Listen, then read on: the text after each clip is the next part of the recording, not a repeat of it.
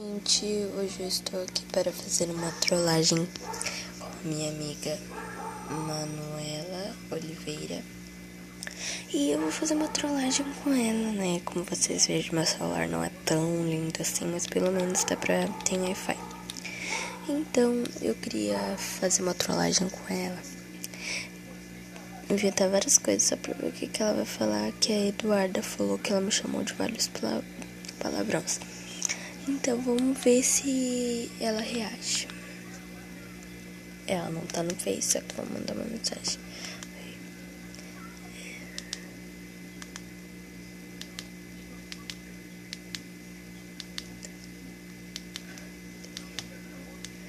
Pera aí, só um pouquinho pra me digitar aqui.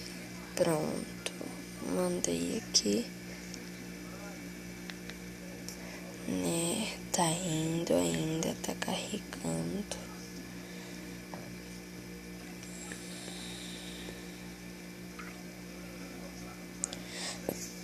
Esperem só um pouquinho. Ó, como vocês podem ver que eu tô falando baixo, né? Por causa que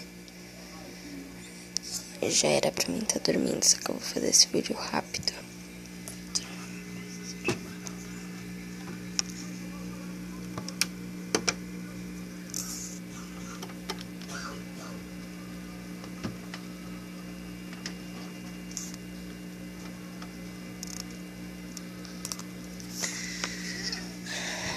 Vamos ver se ela me responde.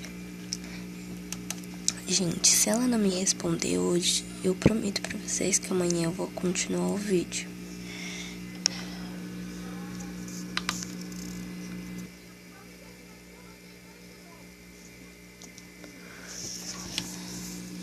Enquanto isso, né, tá dando ali, ó, Mordecai e o Irgby.